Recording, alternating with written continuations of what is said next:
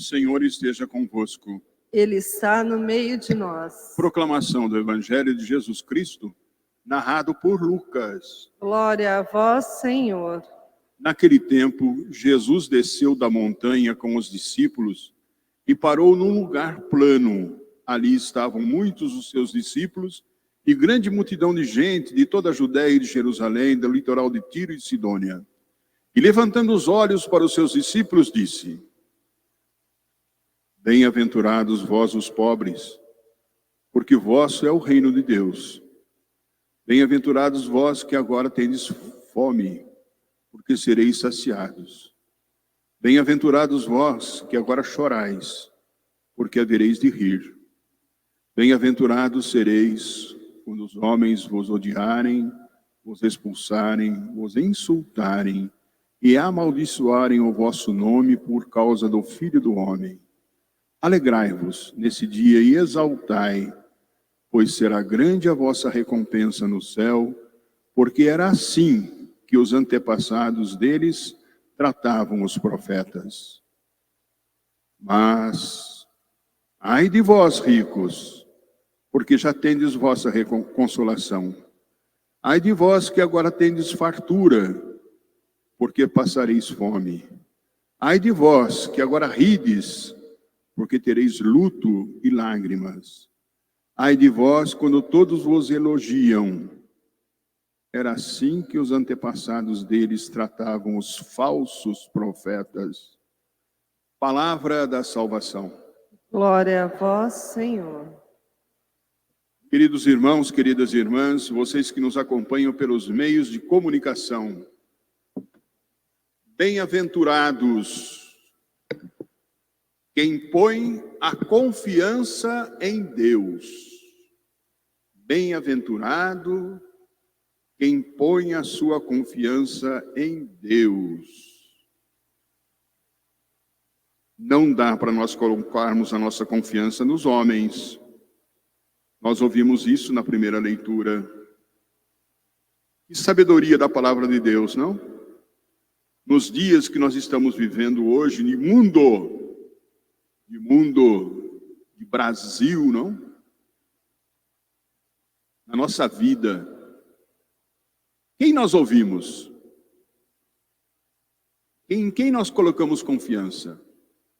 A liturgia hoje diz: felizes, bem-aventurados é felizes, quem põe sua confiança em Deus e não nos homens. Querido irmão, querida irmã, eu gostaria de situar um pouquinho, ver rapidamente, sem aprofundar. Nós vivemos hoje uma nova e preocupante situação de relacionamento entre as pessoas, não é verdade? Parece tão difícil o relacionamento nas famílias, na sociedade, até mesmo nas religiões, nas diferentes maneiras de pensar a política, a economia. Cada pessoa procura salvar-se e se perde a sensibilidade do outro. Eu salvo a minha pele. Eu vou resolver os meus problemas, não me interessa o outro. O individualismo campeia pelas nossas realidades. Aparece de forma subliminar, não sei se vocês concordam, uma certa cultura do ódio, a cultura do desrespeito ao diferente. E, portanto, impera o absolutismo. O absolutismo do eu. Eu sou o dono deste pedaço, vocês me obedeçam. Isto acontece nas várias instituições. Na família, neste tempo de pandemia, temos visto muito esta relação de poder, que no fundo traduz um certo rancor interior, um certo ódio até, por que não dizer. Isto acontece nas nossas escolas. Acontece? Acontece nas nossas escolas, quando se perde o direcionamento pedagógico da escola e as pessoas tomam conta, a seu modo, daquele colégio. O colégio é meu. Esses professores são meus. Acontece isso, acontece. E ai de quem não cantar na cartilha deste cara. A empresa acontece isso muito. Nas várias situações isto acontece, desculpe, até na igreja. Essa missa é minha, esse espaço é meu, esse comentário é meu, essa leitura sou eu que faço. Nos grupos pastorais, existe esse sentimento de posse. Eu traduzo de um certo rancor interior, que é próprio, me parece, não sei se vocês concordam, desse tempo das nossas incertezas e das perdas de referenciais e de valores que nós chamamos cristãos do reino de Deus. Peço licença a vocês. Eu estava meditando sobre esse texto e lembrei-me de um pensador. Desculpem, gente. Vou fazer um trocadilho aqui. Descartes é um grande pensador do início do século XVI, XVII. Ele dizia: penso, logo existo. Você já conhece essa frase?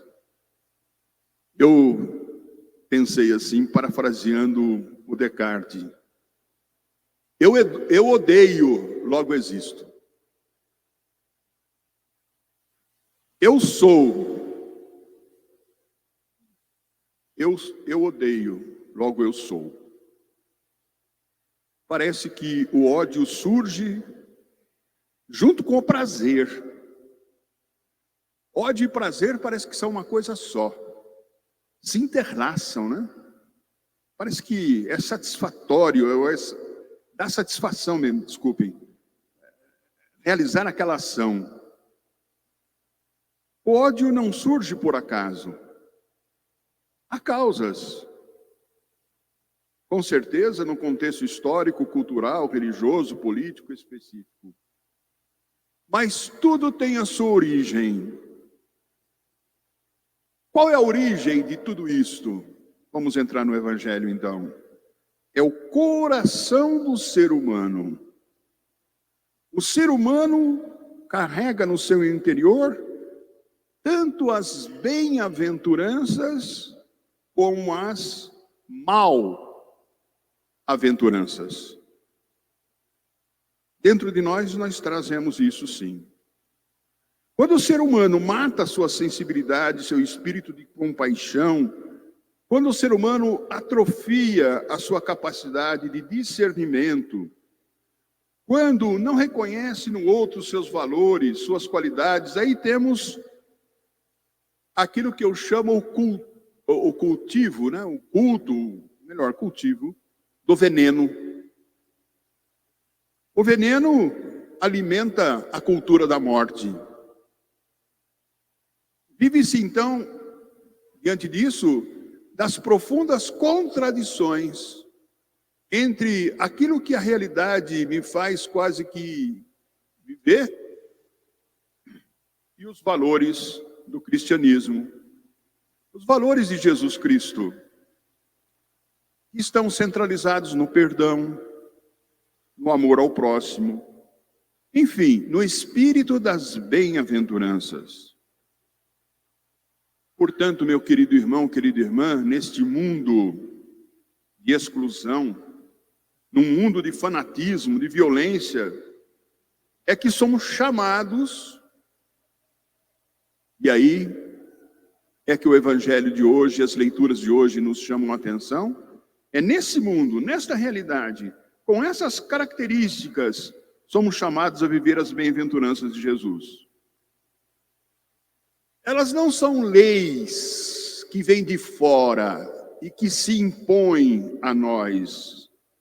As bem-aventuranças são impulsos de vida que já se encontram dentro de nós, dentro no interior do ser humano. Dentro de nós existe sim aquilo que nós podemos dizer, aquilo que há de mais dentro de nós, aquilo que há de mais divino e mais humano em nós. Portanto, pulsa dentro de nós que desejo. O que é a origem do ser humano? O que ele pretende? Ser feliz. Felicidade. Criar relações sadias. Relações sadias traz felicidade. Ao proclamar as bem-aventuranças que nós ouvimos no Evangelho de hoje,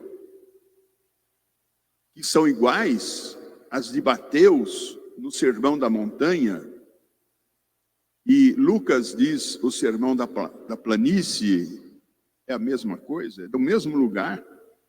Mateus disse que Jesus subiu no montinho e lá proclamou as bem-aventuranças. Lucas disse que naquele lugar Jesus desceu um pouquinho e na planície falou sobre as bem-aventuranças. E fez de forma didática. Falou de 4 bem-aventuranças que nós todos devemos seguir e 4 outras bem-aventuranças que nós não devemos seguir. Não é punição, por favor. Mas é alerta. Ai de vós. Ai de vós se vocês tiverem esse tipo de comportamento. Ai de vós se vocês terem esse tipo de atitude. Querem ser elogiados? Querem seguir o conselho dos homens e não de Deus? Querem ser badalados? Querem ter status? Vocês serão elogiados pelos homens. Foi assim que o povo tratou os falsos profetas. Estes são iguais à árvore plantada no deserto, não dá fruto, primeira leitura. Aqueles que vivem as bem-aventuranças numa linguagem tão poética, tão linda, é aquela árvore que está plantada na água, que tem vida. As bem-aventuranças são aquelas pessoas que manifestam vida. Por isso, quando Jesus proclama as bem-aventuranças, Jesus revela que seu Pai, nosso Pai, é o Deus da felicidade. Deus nos quer felizes. E Ele indica, então, para a nossa felicidade, as bem-aventuranças. Padre, o que é ser feliz? É ter sucesso? É ter dinheiro? É ter status? Não. Eu convido vocês a olhar um pouquinho a etimologia da palavra felicidade. Não, sem querer. Felicidade, no grego, significa alguém que é impulsionado de dentro para fora. A formação da palavra em grego, felicidade, é alguém que se impulsiona de dentro para fora. Achei bonito no latim, felicidade e fertilidade. Tem a mesma raiz, felicidade e fertilidade. Vem da mesma raiz, da mesma palavra. Somos felizes quando nós somos fecundos. Olha que bonito. A imagem da água, da árvore, da vida. O fértil é o que mantém a vida. Fertilidade é aquele que dá vida. Por isso que a felicidade revela a integração interior. Aonde está a felicidade? Dentro de nós, na harmonia, nas relações que nós travamos conosco mesmo, com os outros. O Papa fala, em sintonia com a criação, Laudato Si. Fratelli Tutti, com toda a humanidade, né? Abrindo a nossa mente, o nosso discernimento, esta abertura filial a Deus. Padre, mas Deus, nós confiamos em Deus, toda a nossa confiança em Deus, quem é esse Deus? Paulo responde para nós.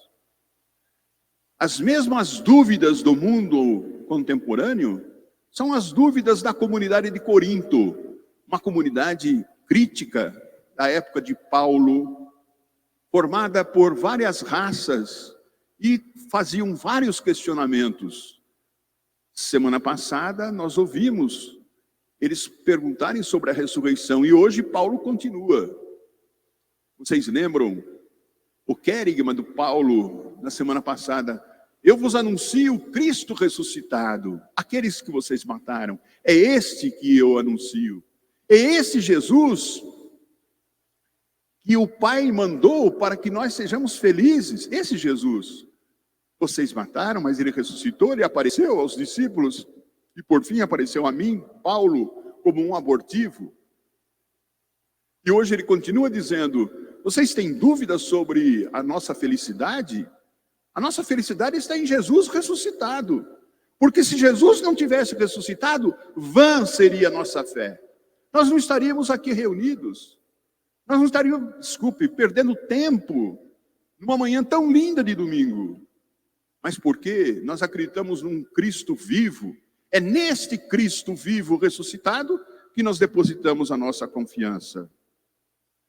Portanto, ser feliz é saber enfrentar as tempestades da nossa vida. Ser feliz é você viver aquele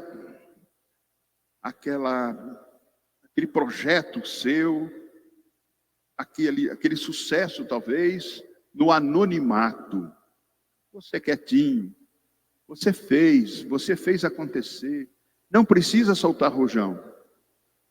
Não precisa plumas e paetês, não é verdade? É enfrentar as tempestades, é superar os obstáculos. Isso é ter felicidade. Superar os problemas. Enfrentar o cansaço do trabalho, que muitas vezes nos desanima. Superar as decepções. Como é difícil, não? Mas aí, a confiança em Jesus, aquilo que está dentro de você, nas bem-aventuranças, dentro do teu coração e não nas mal-aventuranças, é que faz você vivenciar a felicidade. Bem-aventurados que põem sua confiança em Deus. Este é como uma árvore frondosa à beira das águas. A oração da missa de hoje é muito bonita, como todas elas são bonitas. Preste atenção na oração de hoje, rezem hoje. Que a graça de Deus nos dê um coração em que Ele possa morar. Que a graça de Deus nos dê um coração onde Deus possa morar. E Deus morando em nosso coração, a graça de Deus, o Espírito Santo de Deus nos impulsiona a viver as bem-aventuranças. Com Jesus, procuremos nos humanizar. Ser cristão, num primeiro momento, é a gente humanizar. Criar ambientes humanizadores, para que as bem-aventuranças aflorem com toda a intensidade nos ambientes em que nós, hoje, somos discípulos e discípulas missionárias. Amém.